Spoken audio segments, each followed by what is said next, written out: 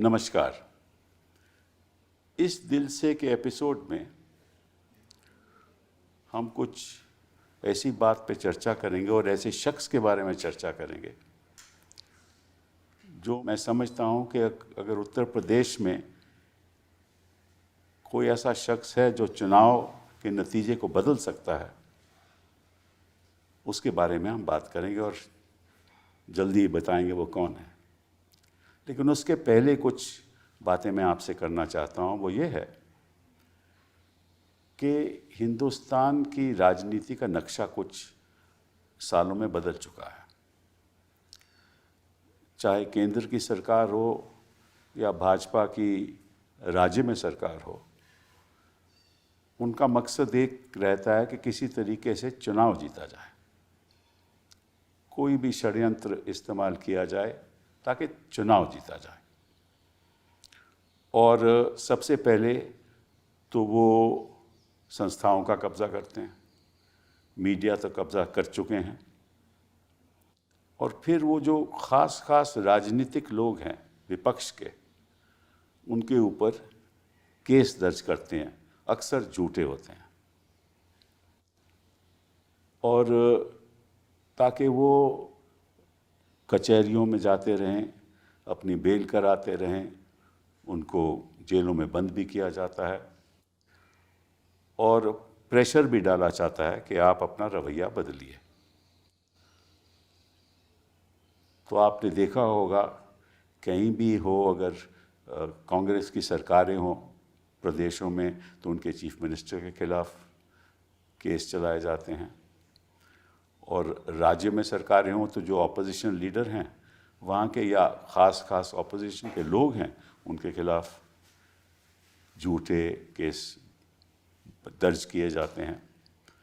और सबसे ख़तरनाक बात यह है कि शासन और इन्वेस्टिगेटिंग एजेंसीज, जो पुलिस इन्वेस्टिगेट करती है,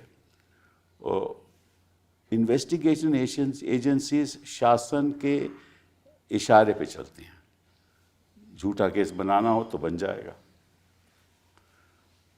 और केस अगर नहीं भी दर्ज होना हो, उस लायक नहीं भी हो, तो फिर भी दर्ज होगा, एफआईआर दर्ज हो जाएगी, फिर निश्चित रूप से उसकी इन्वेस्टिगेशन होगी और झूठ बयान लेकर एक चार्जशीट भी फाइल हो जाएगी। पर वो लड़ता रहे इतनी देर में। जो नीचे की अदालतें हैं, हमने देखा है, तो वो तो अक्सर कन्विक्ट ही करती हैं।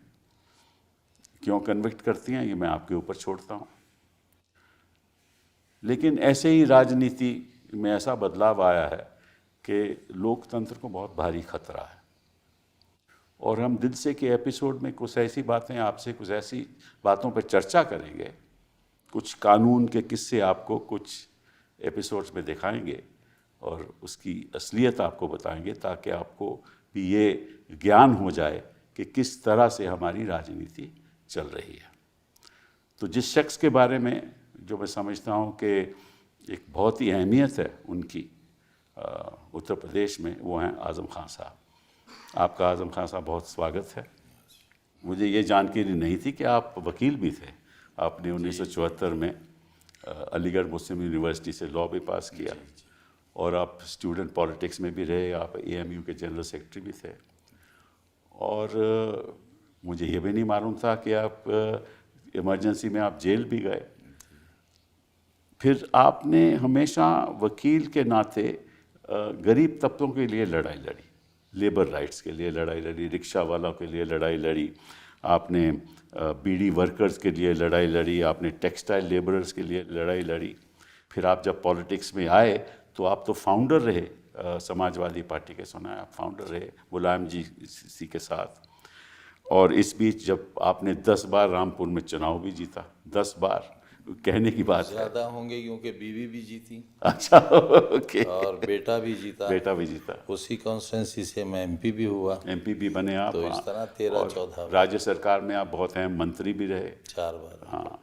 तो आपने मतलब कि आपका जो राजनीतिक जीवन है वो मैं समझता हूँ कि मेरी उम्र से ज़्यादा है।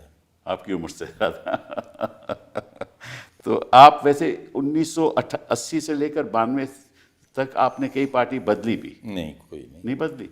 पहले आप जनता पार्टी में नहीं थे? मैं जनता पार्टी में था। हाँ। उसके बाद जब वो टूटी तो हम तो लोकदल में चले गए? चौधरी चरण सिंह साहब के फिर ग्रुप जनता के। दल में गए?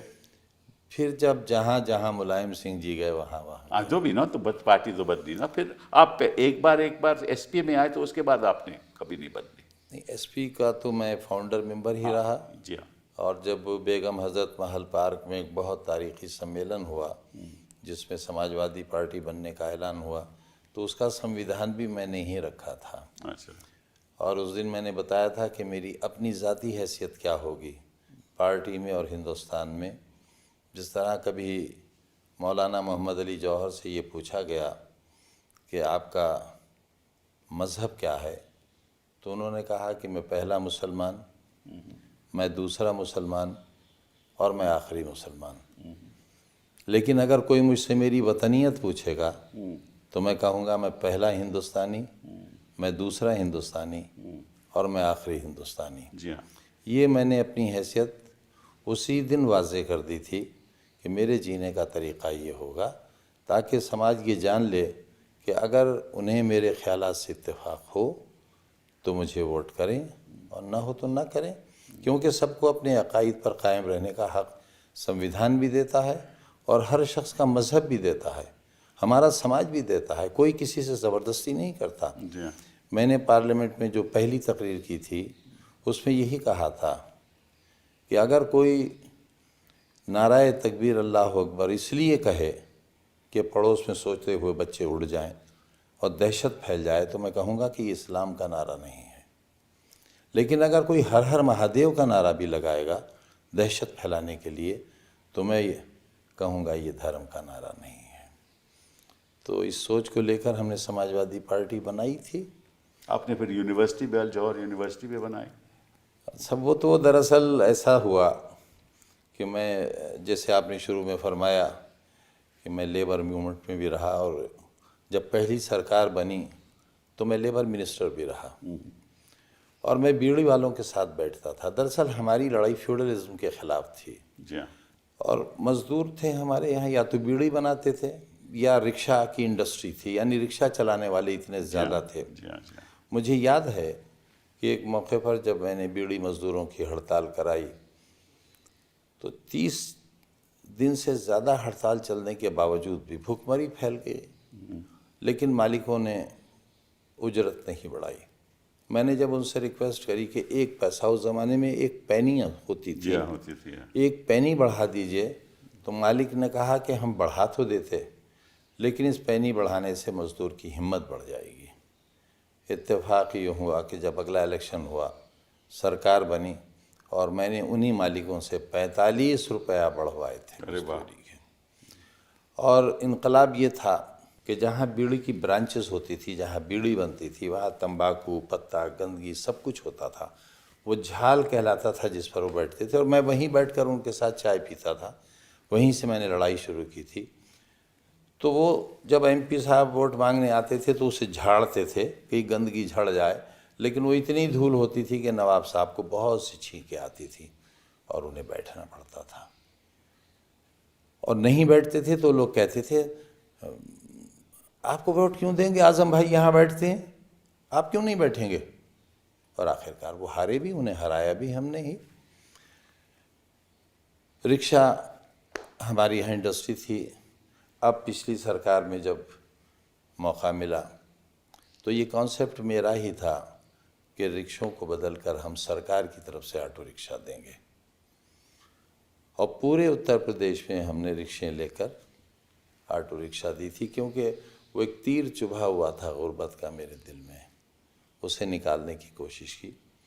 टेक्सटाइल मिल की हड़ताल हुई, महीनों हड़ताल चली, लेकिन किसी घर का चूल्हा नहीं बुझने दिया मैंने।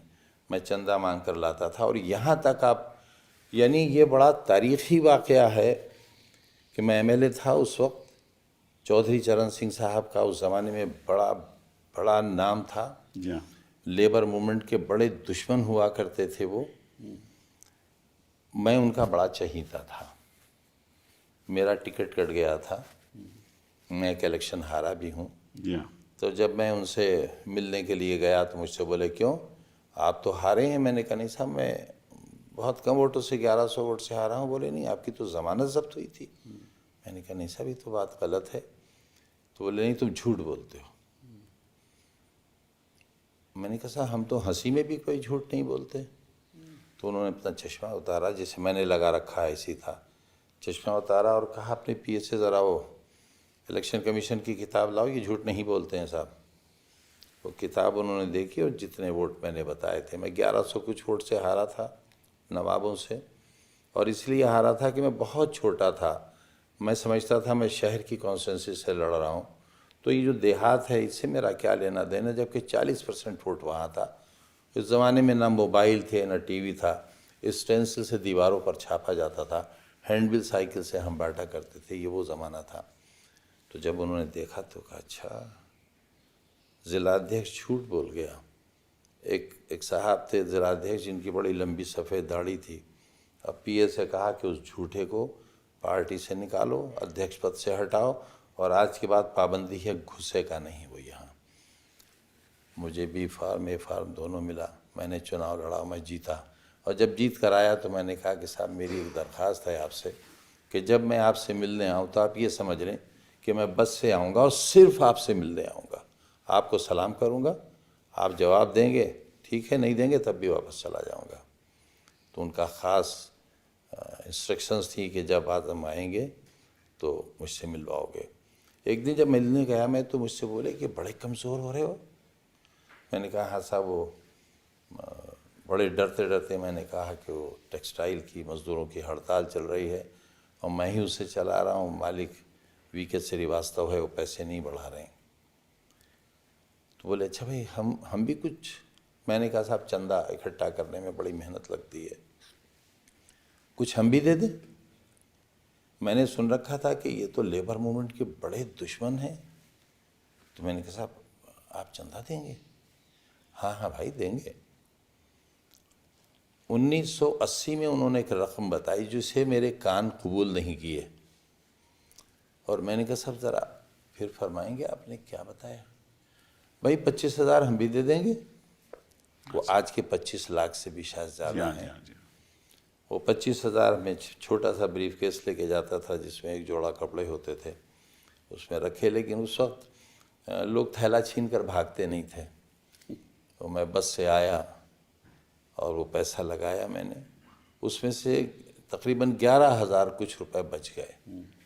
ये पैसा वो बड़े मुबारक हुए वो पैसे। हड़ताल तय हो गई और 45 रुपए की मांग थी हमारी, 47 रुपए दिए गए। लेकिन मालिक की ये शर्त थी कि इसका ऐलान आप नहीं करेंगे, नवाब साहब करेंगे। मैंने कहा मज़दूर को मिल जाए, नवाब साहब भी कर दें। ऐलान उन्होंने किया था। तो जब ये पैसे मैं वापस लेकर आया तो मुझसे दफ्तर में सब ने कहा कि भाई इसमें का बेवकूफ़ पहली बार आया है।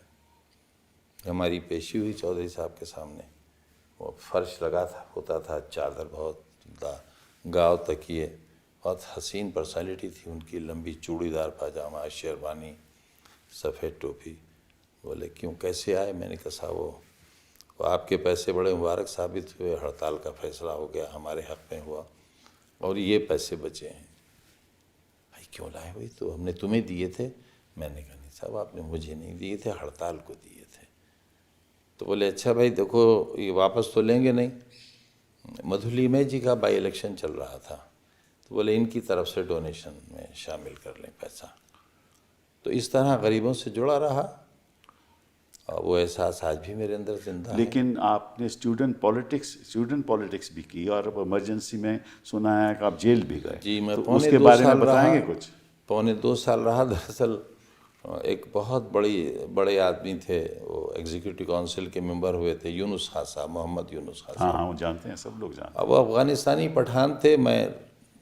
मेरे नाम में पता नहीं बड़ों ने खां क्यों लगा दिया था, ये तो मुझे नहीं मालूम। लेकिन हाँ उनका मालूम है कि वो वाकई नस्ली पठान थे। उस साल कुछ ऐसा हुआ कि मैं भी मेंबर था, यूनियन का सेक्रेटरी होने के नाते, एग्जीक्यूटिव काउंसिल का, एकेडमिक काउंसिल का मैं भी मेंबर था। AM खुसरो वाइस चांसलर हुआ करते थे। मीटिंग हो रही थी और उस साल मुसलमान बच्चे बहुत बड़ी तादाद में बड़ी अच्छी परसेंटेज लेकर आए थे। वो एक इत्तेफाकी साल था। मैं चाहता था कि यूनिवर्सिटी के इख्तियार में था सेक्शंस बढ़ा दिए जाएं। यूनुस खान ने उसकी मुखालिफत की। स्टूडेंट्स ने पूरा कैंपस घेर रखा था, हज़ारों स्टूडेंट थे। डर ये था क्लैश ना हो जाए। तो मैंने वीसी से कहा कि इस मसले को हल कर लीजिए, आपको सिर्फ एक मीटिंग बुलाना है और मसला हल हो जाएगा। आप फर्स्ट क्लास जिन की आई है उनको दाखिला दे दीजिए, आप कोई सिफारिश मानिए मत। तो यूनुस खान ने कुछ हल की बात कही, तो जाहिर है हल की बात का भारी जवाब देना ज़रूरी था। वो नाराज़ हो गए। चंद रोज़ पहले ही हमने यूनियन में उनको इस्तकबालिया दिया था, लाइफ मेंबर बनाया था। तो सबसे पहले तो ज़ाहिर है पठान आदमी थे, उन्होंने लाइफ मेंबरशिप से इस्तीफ़ा दिया और मैंने एक्सेप्ट कर लिया।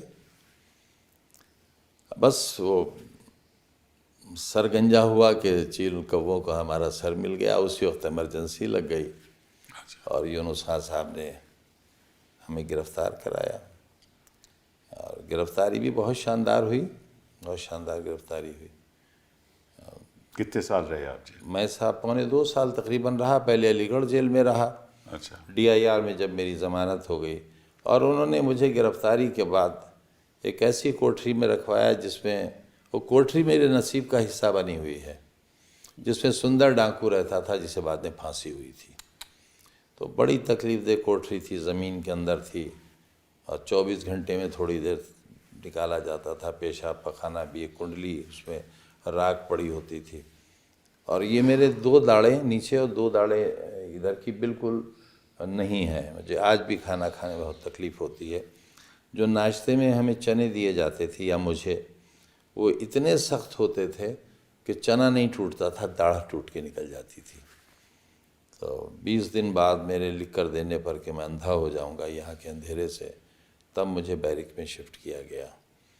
और ये भी एक अजीब बात है कि इल्ज़ाम क्या था आपके खिलाफ? सब देशद्रोह का था। तो उस समय क्या देश, आप तो स्टूडेंट थे, देश मैं LLM फाइनल सेमेस्टर का स्टूडेंट था, यूनियन का देशद्रोही सेक्रेटरी हुई था। अब ये तो यूनुस खान साहब बता सकेंगे या उस वक्त की सरकार बता सकेगी। बाद में फिर जब DIR में ज़मानत हो गई तो मीसा सर हुआ हम पर, और मीसा जब हुआ तो जाहिर है माँ तो माँ होती है। माँ जब मिलने के लिए आई तो एक बड़ा सा मिरर आया, एक रूम में पहले से उन्हें बैठा दिया गया, एक रूम में मैं था, और मिरर में माँ को दिखा दिया गया और माँ को मुझे दिखा दिया गया। जाहिर है ये वो लम्हे थे। एक तो ये वाक़या बड़ा दर्दनाक ज़िंदगी में गुज़रा, और एक जब इस बार मैं रामपुर जेल से बीवी को वहीं रोक लिया। पिछली बार हुआ ये था कि हम तीनों को सीतापुर जेल भेजा गया था, तो मैं और अब्दुल्ला दोनों एक छोटी सी कोठरी में रखे गए और बीवी को ज़नानी बैरिक में भेज दिया गया। लेकिन थे एक जेल में तो थोड़ा इत्मीनान था कि महफूज हैं। लेकिन इस बार सरकार ने ये तय किया कि ये तीनों एक जगह थे तो मिल लेते थे, लाओ इस दिल के टुकड़े 1000 हुए, कोई यहाँ गिरा कोई वहाँ गिरा, इन टुकड़ों को भी मुंतकिल कर दिया जाए। तो बीवी को वहीं रोका और हम दोनों को बाहर लाया गया जेल से। रात के 3:30 बजे हमें सोते से उठाया गया। अब ये लम्हे ऐसे हैं, अगर जिसके औलाद होगी उसे दर्द होगा मेरी बात से। फिर जब मेरे लिए अलग गाड़ी और एक बहुत बड़ी सी गाड़ी में अब्दुल्ला को जब कहा, तो मैंने पूछा अधिकारियों से कि भाई ये आप क्या कर रहे हैं, मेरे साथ भेजिए, आप कहाँ लिए जा रहे हैं, अलग अलग कैसे? तो उन्होंने कहा नहीं साहब आप अलग जाएंगे, ये अलग जाएंगे, इनकी अलग जेल है, आपकी अलग है। तो मैंने पूछा मैं कहाँ की जेल में हूँ और ये कहाँ? उन्होंने कहा ये आपको रास्ते में या पहुँच कर पता चल जाएगा। मैं सुन रहा था जेल में कि एनकाउंटर्स हो रहे हैं और बहुत दिल में अजीब सी कैफियत हुई। और उस वक्त जब हम दोनों गले मिल के जुदा हुए तो मैंने कहा बेटे ज़िंदगी रही तो मिलेंगे और नहीं मिली तो ऊपर मिलेंगे। मुझे लगता नहीं था कि हम मिल पाएंगे। और लेकिन वो रात ये जब हुआ और अगला दिन बहुत सख्त गुजरा था, जब तक ये मालूम नहीं हो गया कि वो जिंदा है। ये बताइए कि ये सब आपके खिलाफ जो होने लगा ये 2017 के बाद हुआ जी क्योंकि जब सरकार बदली और नई सरकार बनी उत्तर प्रदेश में तो ये सब मुकदमे आपके खिलाफ किए गए। और मैं कुछ देख रहा था कि एक मुकदमा किया गया कि आपने जो अली जौहर यूनिवर्सिटी है उसने किसानों के ज़मीन पे कब्ज़ा कर रखा है। 4.25 बीघा ज़मीन, हाँ मुझे मालूम है, 4.25 4.25 बीघा ज़मीन और 27 दावेदार एक ही परिवार के। जी हाँ जी हाँ। मैंने उन्हें बुलाया और मैंने उनसे कहा कि भाई आपकी जहाँ ज़मीन है आप ज़मीन पर कब्ज़ा ले लीजिए। तो उन्होंने कहा हमें तो मालूम नहीं। मैंने कहा भाई मुझे भी मालूम नहीं। ये तो रेवेन्यू ऑफिसर ने एफआईआर लगाई। जी, रेवेन्यू ऑफिसर ने एफआईआर लेकिन उस दर्ज पर की। क्रिमिनल धाराएं, हर चीज़ में, सिविल मैटर्स में, सब में क्रिमिनल धाराएं लगाई गई। मुर्गी चोरी करूंगा नहीं, वो मैं? तो बात की बात है, इसमें मैं आप कुछ उसमें मैं अर्ज़ करूं आपसे कि जब मैंने उन्हें बुलाया फिर मैंने उनसे कहा कि भाई पैसा ले लो, जो रेट उन्होंने लिया है वो ले लो, तुम्हें ज़मीन नहीं मिल रही, मुझे भी नहीं मिल रही, लेकिन मेरी जान बख्शी कर दो, पैसा ले लो। तो उन्होंने कहा अगर पैसा लेंगे तो डीएम मार डालेगा। पैसा भी नहीं लिया उन्होंने। नहीं, लेकिन जो इसमें खास बात जो ये है कि जो एफआईआर हुई वो तो एक हुई ना कि भाई इन लोगों की ज़मीन नहीं आपने नहीं नहीं ले सर, ली। 27 नहीं, वो लोग।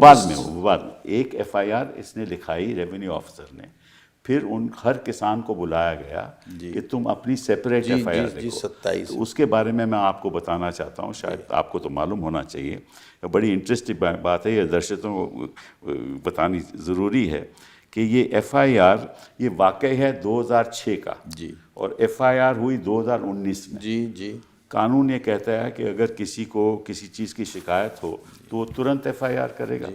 तो किसी की ऑब्वियसली कोई शिकायत नहीं थी। इस पर सुप्रीम कोर्ट के कई फैसले हैं। हम जानते हैं, मैं तो इसीलिए दर्शकों को कुछ बात बताना चाहता हूँ। तो ये एफआईआर 13 साल बाद हुई जी और उसमें एक इंटरेस्टिंग बात यह है कि कब हुई ये, 13 जुलाई 2019 में पहली हुई जी 4:56 पे, फिर 13 जुलाई 5:47 पे, फिर 14 जुलाई 1:21 पे, फिर 15 जुलाई 11:14 पे, फिर 16 जुलाई को 1 2 3 4 5 6 7 8 एफआईआर हुई और उसका टाइम है 22:22, दैट मीन्स 10:22, फिर 10:34, फिर 10:44, फिर 10:42, फिर 11:02, फिर 11:11, फिर 11:18। मतलब कि 13 साल के बाद इन किसानों को उसी टाइम ख्याल आया कि हमें 8 एफआईआर उसी दिन उसी जगह करनी है। क्या ये अमलन संभव है ये संभव हो कि ही नहीं सकता। मिनटों के अंदर एफआईआर लिखी जाएं? इसका मतलब कि इन लोगों ने, इसीलिए मैं ये सवाल आपसे पूछ रहा और था। एक चीज़ और शायद आपकी इत्तला में हो कि एक ही क्राइम नंबर, हाँ, एक ही क्राइम नंबर, एक थाना अलग, दूसरा थाना 7 किलोमीटर दूर, बिल्कुल और फासला सिर्फ 2 मिनट का। बिल्कुल, और हाँ बिल्कुल 2 मिनट का फैसला। तो ये तो आप फर्जी काम है। अब ये फर्जी एफआईआर भी आपके खिलाफ केस चल रहा है। सारे मुकदमे फर्जी हैं, एक भी अगर सच्चा तो होता। दुश्मनी क्यों आपके खिलाफ? सब कुछ तो मेरे अंदर होगा, इतने साल रहा। लेकिन एक बात है, जी हाँ, इन सारे मुकदमों के बावजूद कमीशन खोरी का, रिश्वत का, बेईमानी का एक भी दाग नहीं है इस दामन पर, एक भी मुकदमा नहीं है। हाँ, मैं मुर्गी ज़रूर चोरी कराई, मैंने वो भी खुद नहीं की। अगर खुद करता तो मुर्गी तो मिल जाती, वो भी मैंने चोरी कराई। नहीं, उसमें तो सब मुकदमों में 120, दैट इज कंस्पिरेसी आपके खिलाफ लगा। 21 साल की सज़ा, 21 साल की सजा। 36 लाख रुपए जुर्माना जी हाँ, सिर्फ एक मुकदमे में। जी हाँ। मुझे तो कुदरत से कई लाख साल की उम्र मांग के लाना पड़ेगी। अजीब व गरीब आपके खिलाफ हो रहा है, या क्यों हो रहा है, कैसे हो रहा है, किस लिए हो रहा है? सब हमारे साथ तो बहुत से चीफ मिनिस्टर्स रहे। मैं इतने लंबे अरसे विधानसभा में रहा, मैं आज भी सीनियर मोस्ट वहाँ का रहा हुआ एमएलए हूँ, लेकिन सभी इस कदर अच्छे वास्ते ताल्लुकात रखते थे। हाउस के अंदर बड़ी सख्त बयानी होती थी और मेरा तो आलम यह था, अल्हम्दुलिल्लाह आज भी है, कि जब मैं बोलता था तो सुई की आवाज़ भी सुनाई देती थी। अपोजिशन के लोग भी मेरी तकरीर सुनते थे कि मैं क्या कह रहा हूँ। बाहर निकलकर मुझसे चीफ मिनिस्टर्स कहते थे, भाई नाराज़ तो नहीं हो, ये रिश्ते होते थे हमारे। 1980 का दंगा हुआ या मुरादाबाद में, Vishwanath Pratap Singh chief minister, opening speech मेरी, और क्या आलम था। हिंदुस्तान टाइम्स ने लिखा था उस दिन, हेडलाइन थी, a heart rending speech in Uttar Pradesh Vidhansabha. मुझसे मैं जब तकरीर करके बैठा तो विश्वनाथ प्रताप सिंह जी खड़े हुए और बोले, आपने जो कुछ कहा है बिल्कुल सही है, ये आप रिकॉर्ड से चेक कर सकते हैं। या मैं मुजरिम हूँ, मेरी सज़ा तजवीज़ कीजिए।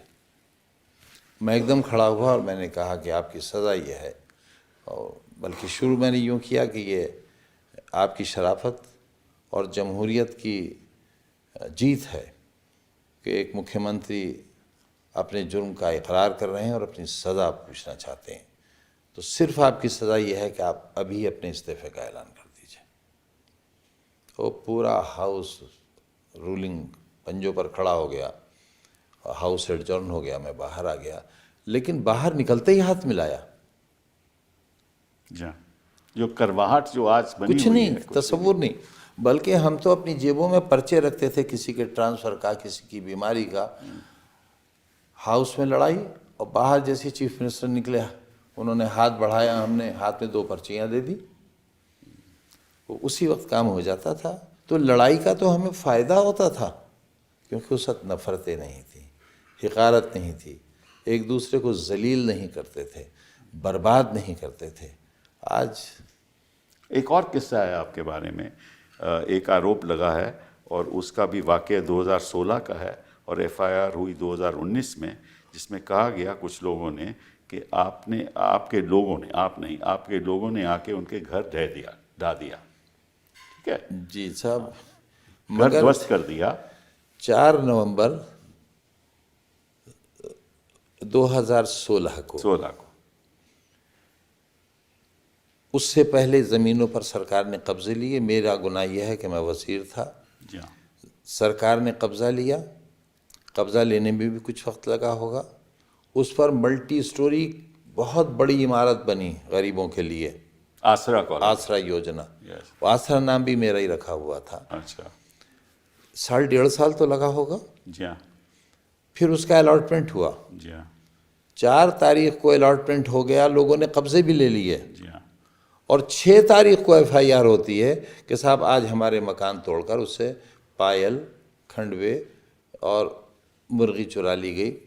लेकिन जब अदालत में वो डब्बे खोले गए, चोरी एफआईआर में है कि सोने की पायल, चांदी की पायल, सोने की चूड़ियाँ, सोने के बुंदे, लेकिन जब डब्बे खोले गए तो एक डब्बे में एक सामान निकला, फिर एक के बजाय 2 डब्बे आए अगली तारीख पर, 2 में सामान निकला, फिर 2 का घटकर 1 हो गया, और सामान वो निकला जो ये सड़कों पर बिकता है, वो मसूई वाला, उसमें किसी में सोने और चांदी का कोई आइटम नहीं। लेकिन प्रोसिक्यूशन में सुना है उन्होंने वहाँ जो मैप रखा वो किसी और जगह का मैप था कि यहाँ घर दूसरी बना, जगह का वहाँ दूसरी लगा दिया, और हाई कोर्ट ने उस पर बहुत बुरा माना, जी हाँ, जी हाँ। बहुत बुरा माना। तो ये जो केस हैं लगभग 94 केस, इनमें सबके नहीं आप साहब, 114।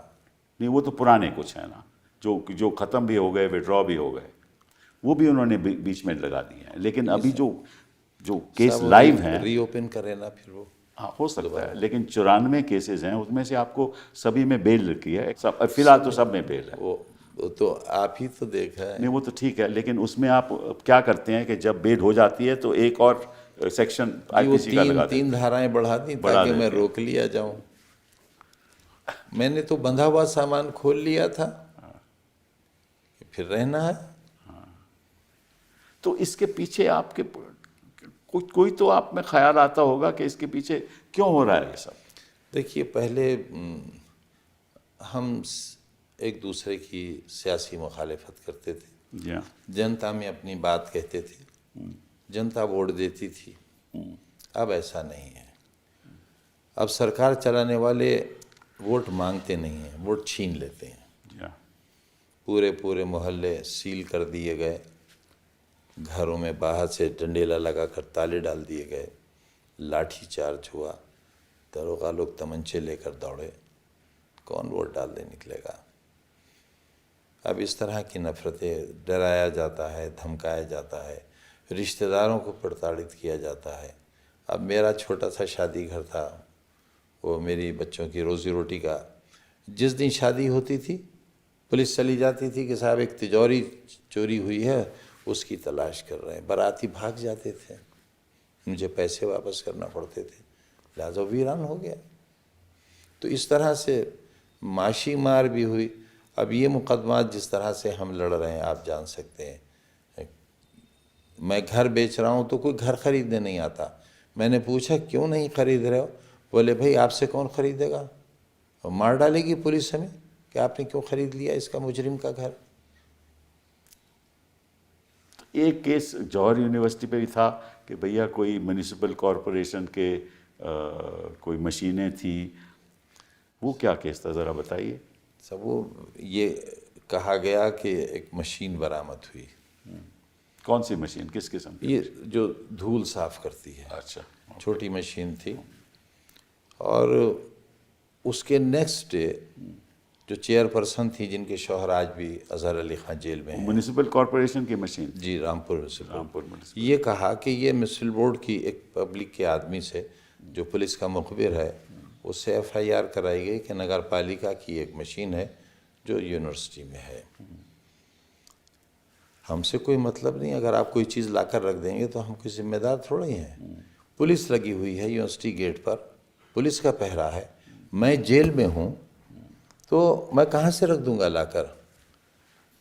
वेरी नेक्स्ट डे चेयरपर्सन का स्टेटमेंट आया। उन्होंने कहा कि नगर पालिका की जितनी मशीनें थीं उन सब की मौजूदगी है, उन सब की ये रसीदें हैं, मौके पर आप देख सकते हैं। ये मशीन इस नंबर की हमारे यहाँ कभी आई ही नहीं, ना ये हमारी है जिसे आप हमारी कह रहे हैं। इनको पता कैसे चला कि ये मशीन यहाँ है? साहब तो गैब का हाल है, उनको मालूम रहता है। नहीं नहीं, ऐसा नहीं हुआ। उनको ये कि कोई दो लड़के कुछ जुआ खेल रहे थे, उनको पकड़ा गया। वो बच्चे तो बेचारे ताश खेल रहे मैं बता रहा हूँ, वो ताश खेल वो रहे थे, ताश खेल रहे वो जी, पकड़े गए। जी। उनको जब गिरफ्तार किया गया तो उन्होंने ये बात बताई कि अरे इस साहब, जगह पे ये जमीन, इस जमीन पे ये मशीन है। ना उन्होंने कहा, वो तो पुलिस जो चाहे लिख मैं ले। ये कह रहा हूँ ना। और फिर उन्होंने कहा कि यहाँ कब्र खोदी गई और ये मशीन कब्र में अच्छा आप ये डाल बताइए। दी गई और उसकी काट दिया गया मशीन को। अब कौन बैठेगा मैंने मशीन जब काटने? अपना दामन फैलाया तो सोने चांदी से भर गया, नोटों से भर गया। मैंने उससे अपने लिए सोने चांदी के कंगन नहीं खरीदे।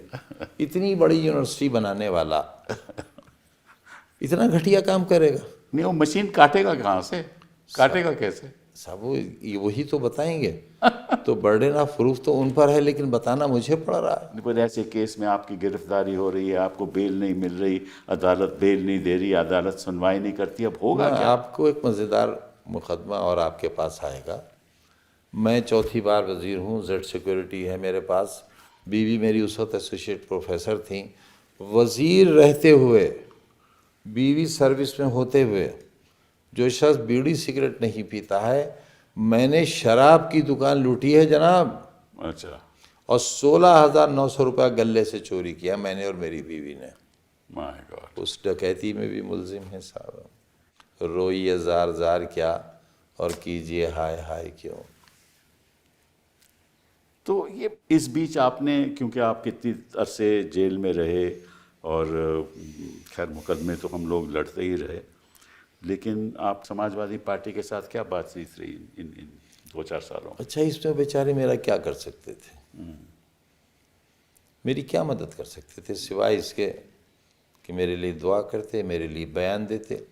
वो बयानात मेरे हक़ में आते रहे, वो लोग मुझसे जेल में मिलते रहे।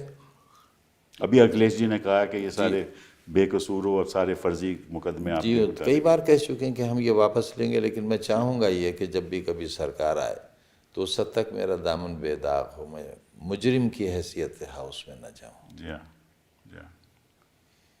तो मेरे कोई एक और भी मुकदमा आपके खिलाफ चला कि भाई 2004-5 में या बाद 19 साल बाद FIR हुई। हाँ, वो तो खैर मालूम है कि आप अपनी गाड़ी से जा रहे थे, उस समय आप मिनिस्टर थे, तो किसी ने गाड़ी रोक ली तो आपने बदतमीज़ी की और आपने बदसलूक किया अधिकारियों के साथ, पुलिस मैं अधिकारियों अर्ज करता हूँ वाक़या ग़ालिबन ये दिसंबर का आखिरी दिन था और नए साल की शुरुआत थी। किस साल की बात हो रही है ये?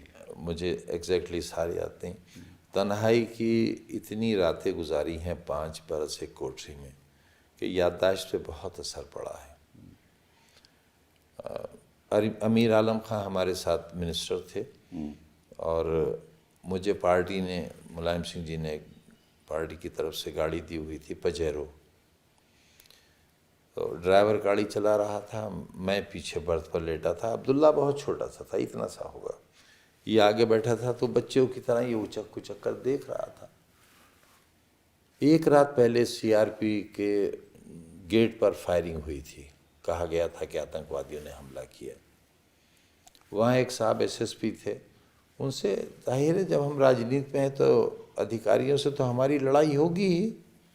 वो जो फैसले लेंगे उसके खिलाफ हमें उनके कुछ करना है, वरना फिर हमारी ज़रूरत क्या है। वो मुझसे नाराज़ थे। फिर वो डीआईजी हो गए थे। मुझे कुछ नहीं मालूम बैकग्राउंड में क्या है। पजेरो अपनी रफ्तार से चली जा रही है। मुजफ्फरनगर जाना था, मुझे 10-11 बजे तक पहुंचकर वलीमे में शरीक होना था कि एकदम अब्दुल्ला ने मुझे उठाया कि बब्बा बब्बा उठिए, देखिए देखिए बड़ी बड़ी पुलिस है, बड़ी पुलिस है। मैंने देखा कि कतार में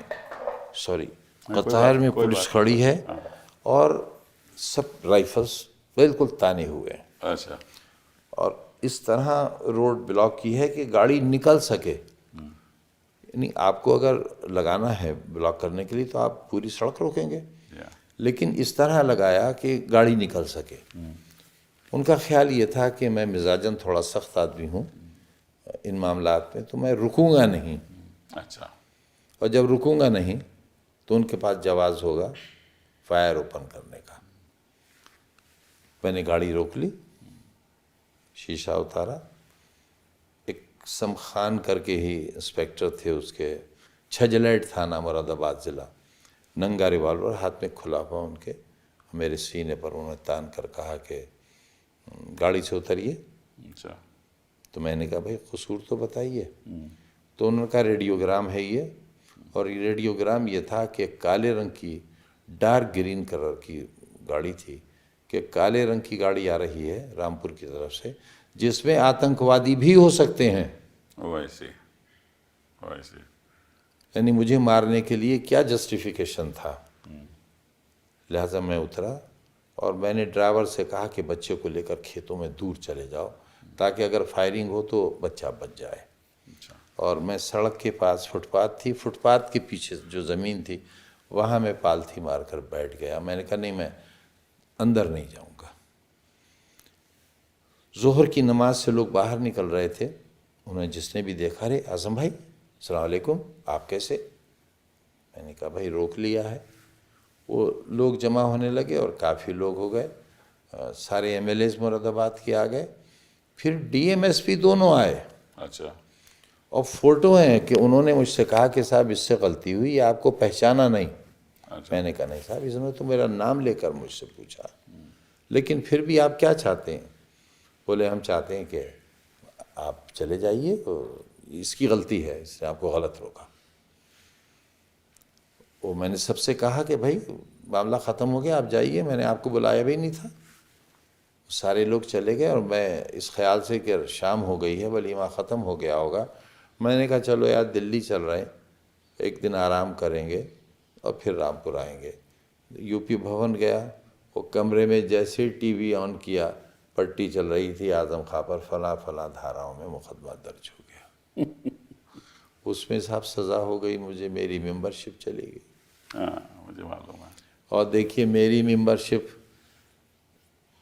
अभी हुक्म हुआ, उसी वक्त इलेक्शन कमीशन ने सीट वैकेंट डिक्लेयर कर दी। बस तुरंत और ही 5 घंटे बाद नया इलेक्शन डिक्लेयर कर दिया। मुझे मालूम है। मगर साहब ऐसा भी हुआ है इसी देश में, कभी होता ही नहीं, लेकिन ऐसा भी हुआ है कि बड़ा नाम है, अब मैं नाम नहीं लूँगा, एक गलती से मैंने ले दिया था, कि जब उनके खिलाफ ये फैसला हुआ तो वो डिस्ट्रिक्ट कोर्ट गए, वहाँ खारिज हुआ, हाई कोर्ट गए, वहाँ खारिज हुआ, सुप्रीम कोर्ट से रिलीफ मिलने तक ना तो एक्शन। आप आजम खां हो ना, हाँ साहब, तो आपकी तो हैसियत है, आप आजम देखिए खां मेरा हो। हक, आपकी वजह से उत्तर प्रदेश का चुनाव के नतीजे भी बदल सकते हैं।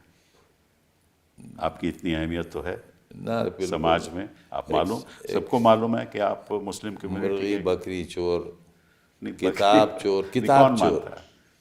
फर्नीचर आपने चोर। आपने गाय की जो घंटी होती है गले की, वो भी कहते हैं आपने चुराई।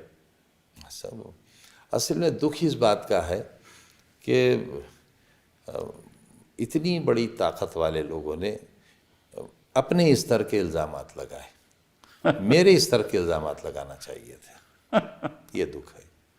और कौन से इल्ज़ामात थे आपके खिलाफ? पायल चोरी, पायल चोरी कैसे, मतलब आपने नहीं की, वो किसी और ने की, मैंने कंस्पिरेसी कहा आपकी थी। पायल चोरी किसी करना। और ने की, लेकिन इसके जो दिमाग था, कंस्पिरेसी वो आप थे। जी हाँ? सब मेरी। और वो एक पायल चोरी हो गई, और एक बकरी चोरी, जी बकरी चोरी, भैंस चोरी, भैंस चोरी, फर्नीचर चोरी। फर्नीचर चोरी। कहाँ रखते थे आप फर्नीचर? साहब ये फर्नीचर जो चोरी का है वो यूनिवर्सिटी का फर्नीचर है। अच्छा, मैं कलकत्ते जाता था अच्छा, वज़ीर रहकर, स्टेट गेस्ट रहता था, वो लाल बत्ती गाड़ी मिलती थी। वो मेरी कौम के गरीब लोग कबाड़ी थे, तो जब मैं जाता था तो आवाज़ें आती थी, अरे ननवा, अरे मुनवा, आओ आजम भाई आ गए, आजम भाई आ गए। और वहाँ कबाड़ का बहुत सामान लगा होता था, जी हाँ। यूँ कि बड़ी बड़ी हवेलियाँ होती थी, वो टूट कर लोग मल्टी स्टोरी बिल्डिंग्स बना रहे थे। तो कौड़ियों के दाम अलमारियाँ, मेज़ें, कुर्सियाँ बेच जाते थे, वो मैं जाकर ख़रीद लेता था। तो जो मेज़ मैं 200 रुपये में लाता था, अलमारी 200, 300, 400 रुपये में। वो ट्रकों की रसीदें हैं मेरे पास आज भी। अच्छा, तो फिर मैं लाकर उनकी मरम्मत कराता था, उन पर पॉलिश कराता था। आप आकर देखिए, कलकत्ता में बहुत बड़े बड़े शोरूम्स हैं जो उन सामान को ख़रीद कर जिस तरह मैं तैयार कराता हूँ उस तरह तैयार कराते थे। और जो अलमारी मैं 200 रुपये की ख़रीद कर लाता था, उसकी कीमत उस शोरूम में, क्योंकि वो टीक वुड की अलमारी होती थी, बेहतरीन कार्विंग, वो 2 लाख, 3 लाख, 5 लाख, 10 लाख, 20 लाख ऐसी मेज़ें हैं मेरे पास जिनकी कार्विंग देखकर आपको हैरत हो जाएगी कि ये हमने देखा ही नहीं था कहीं। ये साहब वो मैं लाता था, लाकर बनवाता था।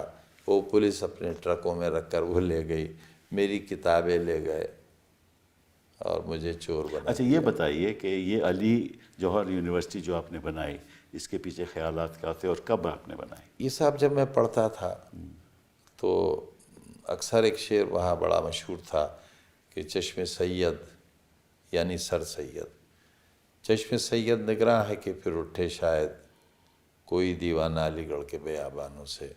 तब दिल में ख्वाहिश होती थी, अल्लाह ये काम तो मुझसे ले ले। और हुआ भी यही कि सर सैयद की इस मिशन के बाद शायद मेरे अलावा कोई इस काम को नहीं कर सका।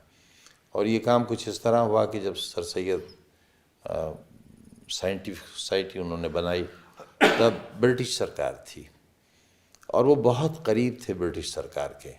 उन्हें खान बहादुर का लक़ब मिला, उन्हें सर का लक़ब मिला, और उन्होंने मोहम्मडन एंग्लो ओरिएंटल कॉलेज के नाम से एक कॉलेज बनाया।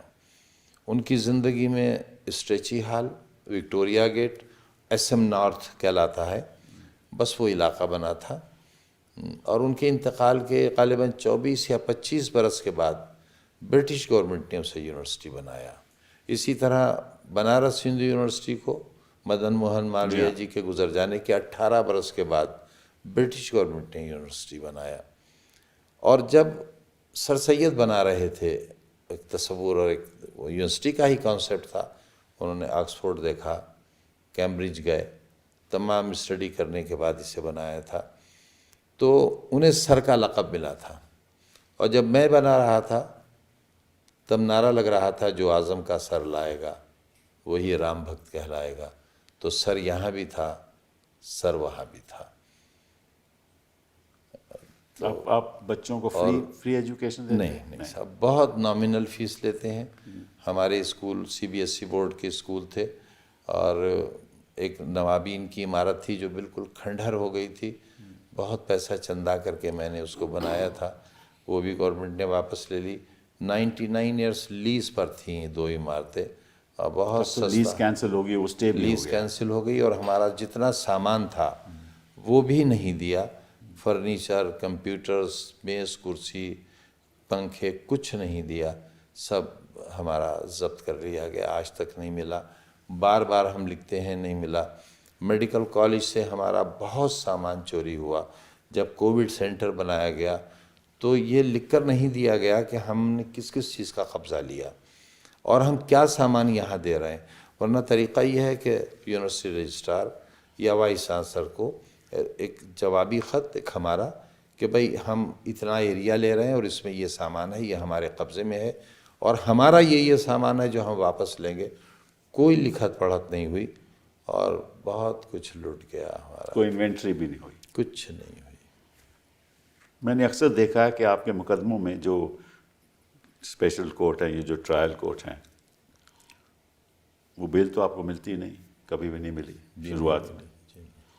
हाई कोर्ट जाना पड़ता है, फिर हाई कोर्ट जाओ तो वहाँ भी कई महीने लग जाते हैं। बाज़े दिन तो ऐसा हुआ है कि हमारी बेल पर बहस चल रही है और दौरान बहस ही ट्रांसफ़र का आदेश आ गया। दूसरे जज साहब आ गए, बहस जारी है, उनका भी आदेश आ गया तो तीसरे जज साहब ने सुनी एक ही दिन में।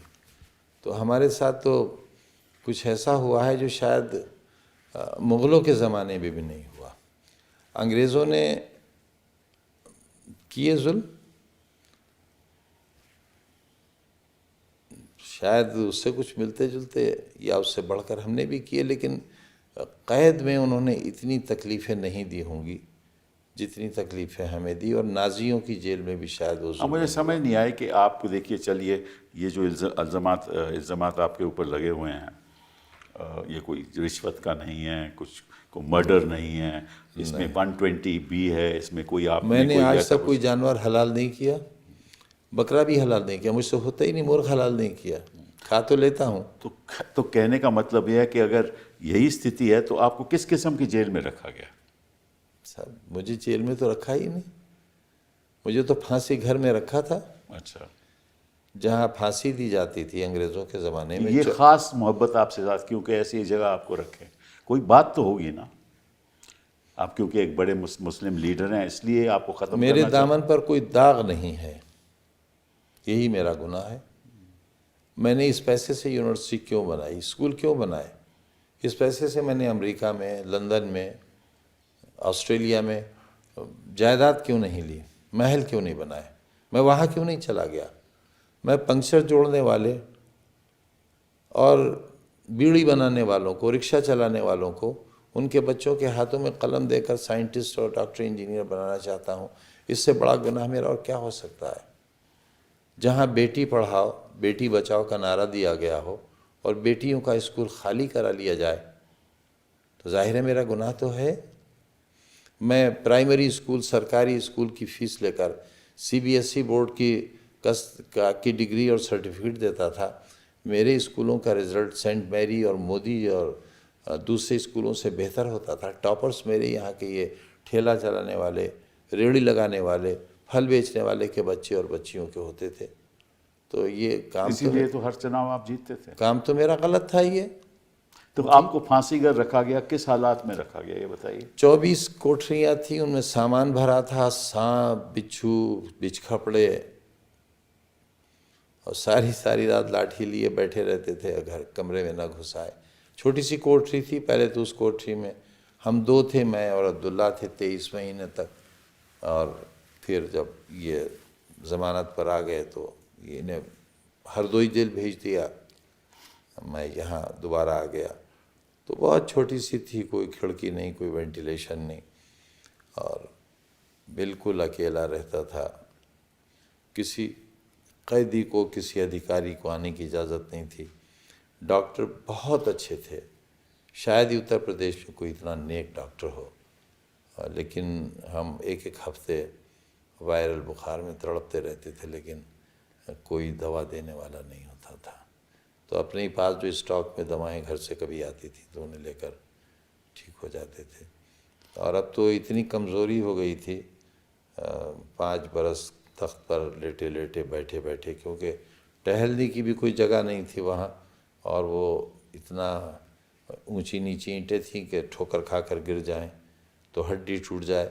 मेरी बीवी गिर ही गई थी जेल में, तो उनकी हंसली टूट गई थी, बहुत दिन तक उनका इलाज हुआ जेल में। उनको क्यों जेल में रखा गया, भेजा सब गया? वो भी तो शराब की दुकान लूटी थी ना उन्होंने। उन्होंने भी शराब के दुकान? जी, और ये सब चोरियों में वो भी थी मेरे साथ। उनका भी मतलब 120B? जी सब जी। मतलब कि एक परिवार के ऊपर एक ऐसा हमला किया। मरी माँ पर मुकदमे हैं, कहाँ से लाऊं उन्हें? बड़ी बहन पर जो मेरी माँ से के बराबर होंगी, कई किताबों की राइटर हैं, प्रिंसिपल हेडमिस्ट्रेस से रिटायर हुई, उनको तो उनके घर के दरवाजे, शरीफ लोगों में आज भी दरवाजे खुले रहते हैं, तो पुलिस घुसी और उन्हें घसीट कर जीप में डाल कर ले गई। पूरा मोहल्ला फिर थाने गया और उन्हें छुड़ा कर लाया। मेरे बड़े भाई जो सुपरिटेंडिंग इंजीनियर से रिटायर हुए, उन पर भी मुकदमा कायम हुआ, उनके बेटे पर हुआ, मेरे दोस्तों पर, साथियों पर, मेरे हमदर्दों पर हुए। और आज भी मेरा साथी जो जिस चेयरपर्सन के ज़माने में ये मशीन का वाक़या हुआ, उनके शौहर भी चेयरमैन रहे थे, वो आज भी जेल में हैं, अभी तक ज़मानत नहीं हुई उनकी। एक और भी मुकदमा है कि आपने वैक्यूअल लैंड का कब्जा कर लिया। सर मैं क्यों कर लूँगा, मैं क्यों कर लूँगा? दूसरे, मैं तो ऐसी हैसियत में था कि अगर मैं जायज़ तौर पर करना चाहता तो जायज़ ही करता, और जो भी किया होगा जायज़ किया होगा, मैं क्यों करूँगा? और वो सारी ज़मीन वहाँ मौजूद है। हाँ मुझे मालूम। पूरी ज़मीन मौजूद है, बस ख़ता इतनी है कि उस ज़मीन के पीछे हमारी ज़मीन है। अगर मुझे मालूम होता कि ये ज़मीन का विवाद होगा तो शायद मैं वहाँ यूनिवर्सिटी बनाता ही नहीं। और ये गलती भी इसलिए हुई कि एक डीएम थे हमारे यहाँ, मेरी कबीले के थे, मेरी मज़हब के थे, उनकी जान ख़तरे में थी, तब मैं उन्हें डीएम बना कर ले गया था। वो बहुत विवादित थे, उन्होंने बहुत ज़्यादतियाँ की थी अपने डीएम रहते हुए प्रतापगढ़ में, उन्हें ले गया था मैं। उन्होंने सजेस्ट की थी ये ज़मीन कि यहाँ ले लीजिए, ये बाकी कस्टोडियन लैंड है, ये आपको अलर्ट हो जाएगी, मैं बहैसियत डीएम आपकी सिफारिश करूँगा। उन्होंने सिफारिश की, और मैं इत्तेफाक से उस वक्त जब उसका आदेश मिल रहा था ज़मीन के अलॉटमेंट का, तो बम्बई के कस्टोडियन ऑफिस में मैं बैठा हुआ था। वो अधिकारी भी सिंह साहब थे। वो ऑर्डर टाइप हो रहा था, उस वक्त की कंप्यूटराइज मशीनें नहीं थी, तो सिंपल टाइपराइटर से ऑर्डर टाइप हो रहा था। उसी वक्त एक फैक्स आया उन्हीं डीएम साहब का, और कुदरत बेहतर जाने क्या करिश्मा हुआ कि उनका एक रेडियोग्राम आया मेरे बारे में कि ये तो बहुत ताकतवर आदमी है, राजनीति में इनका बड़ा दबदबा है, और ये ज़मीन खाली नहीं करेंगे अगर इनको दे दी गई। चुनाचे उन्होंने कहा अधिकारी ने कि भाई अगर आदेश आने के बाद ये आया होता तो शायद मैं इसे न मानता, लेकिन अब मेरा ज़मीर इजाज़त नहीं देता। और हम वापस चले आए थे, तो हमारे पास तो ना वो ज़मीन थी, ना वो ज़मीन है हमारे पास, ना हमें ज़रूरत है उसकी। तो इसके पीछे ऑब्वियसली जो सोच है वो केवल राजनीति की है कि आप जैसे विपक्ष के नेता को किसी तरीके से ख़त्म करना, उसके राजनीतिक जो फ्यूचर है उसको ख़त्म करना। कैसे? और अपने बेटे के फ्यूचर आप मेरे साथ चलिए, हाईवे पर चलिए, मैं कल का ही बता रहा हूँ, मैं तो इलाज के लिए आता हूँ बार बार दिल्ली। कल मैं एक गाड़ी बदलने के लिए गाड़ी से उतरा, तो दोनों तरफ गाड़ियाँ रुक गईं, और अपनी गाड़ियों से उतर कर लोग आ गए, कोई हाथ मिलाने, कोई नमस्ते करने, कोई हाथ मिलाने, कोई सेल्फी लेने। आने वाले वर्षों में भी लोग आपका हाथ मिलाएंगे, इस हैसियत को तो सेल्फी लेंगे, आप कोई ख़त्म नहीं कर सकते। आप हिम्मत रखिए, और ये बात जनता तक पहुंचनी चाहिए कि किस तरीके से हमारी कानून की अवस्था है, किस तरीके से जो एक ही रक्षक है वो है अदालत। अगर हम सब फिल्मों में देखते थे और देखते हैं कि अदालतें बचाती हैं, जब अगर अदालत आम आदमी की हिफाजत नहीं करेगी तो इसका बड़ा भारी नुकसान हो सकता है, लोकतंत्र के लिए ही नहीं लेकिन कुछ ऐसे लोगों के लिए जो हिंदुस्तान के लिए कुछ करना चाहते हैं।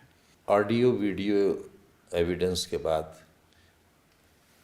फांसी हो जाती है, और फांसी लगने वाला मुल्जिम बरी हो जाता है अगर कोई एविडेंस सामने आ जाए। मेरे बच्चे के बर्थ की एग्जैक्ट डेट का वीडियो मिल गया, हाँ मुझे मालूम है। उसकी फॉरेंसिक जांच हो गई, सारे बयानात हो गए। अब्दुल्ला गोद में है, अच्छा। बड़ा बेटा बराबर खड़ा है, मेरी बहन, सास और सारे सालियाँ वगैरह खड़ी हैं। अब्दुल्ला रोया तो माँ कह रही हैं, और ये सुनी गई आवाज़ कि देखो अब्दुल्ला रोया। तो क्योंकि जब पेट में था माँ के, तो मेरी बीवी ने दुआ की थी अल्लाह से कि अल्लाह अगर मेरे बेटा हुआ तो मैं उसका नाम अब्दुल्ला रखूँगी। तो उसका तो पेट में ही नाम अब्दुल्ला था। मैंने अदालत में कहा, जज साहब ने कहा सरकारी वकील से, अरे भाई अब क्या रह गया?